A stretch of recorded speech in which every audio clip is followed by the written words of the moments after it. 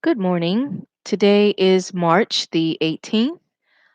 We're going to begin with a new story. It is nonfiction, it's a true story about a feral child or a wild child that was published over 200 years ago. Okay.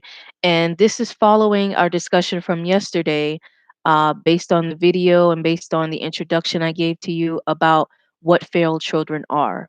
Okay.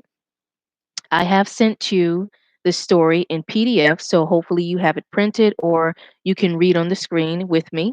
Okay. It's called The Story of Victor Davrion, the Wild Child by Eloise Montalban. I'm going to read about the author and then a little bit of background before we actually begin again. Okay. About the author. Eloise Montalban was born in 1987 and grew up in a small town in South Dakota. She enjoys writing, but her first love is teaching. Eloise is currently living in Japan where she teaches English to Japanese children.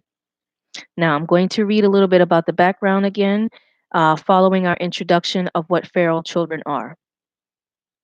Feral children are human children who have grown up in the wild, either raised by animals or surviving on their own.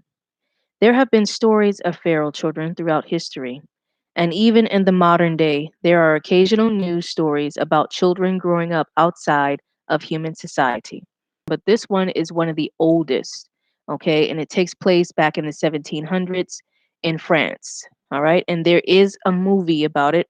I was able to watch it when I was in grad school doing one of my courses.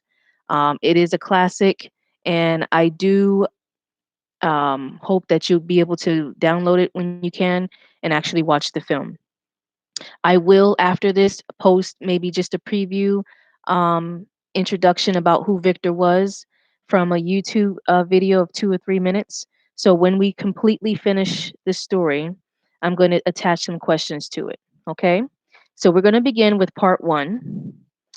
One day in 1797, a boy was found wandering naked in the woods near the town of Saint Sernin sur Rance in France. He was caught and brought into town, but he escaped a few days later. He was seen again in 1798 when town ate. For example, he preferred to eat raw meat.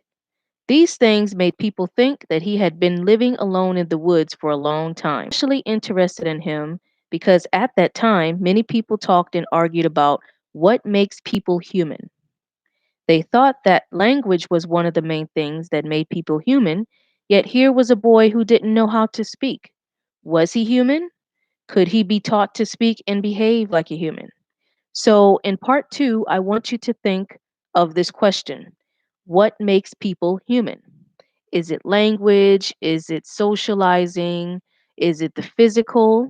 Okay, keep that in mind and we'll discuss it later. Let's continue. Part three. Shortly after, he started to live in the town. He was examined by a local biology professor. The professor had the boy remove his clothes and then took him out into the snow. The boy was not at all upset about being naked in the snow. He played happily. This is more comfortable being outside in nature. It doesn't matter about the weather or whether he has clothes on or not. This is his habitat, his natural habitat. He's more comfortable here. Let's continue. Part four. The boy was taken to another town where two men whose sons had gone missing. There were rumors about whose child he might be, but no one ever claimed him as theirs. So here you see in part four, he's an orphan. He's being tossed around. He's living in town, and people are keeping an eye on him, but he doesn't have an actual home, and no one's claiming him as a son. Okay? We'll go to part five, and then we're going to stop there for today. Part five. Although the boy could hear, he was taken to the Sicard belonged to a group called the Society of Observers of Man, who believed they could learn about the relationship of man and let the boy roam around the institute. So now, after being tossed from one doctor to the next and to scientists, people are basically giving up on him.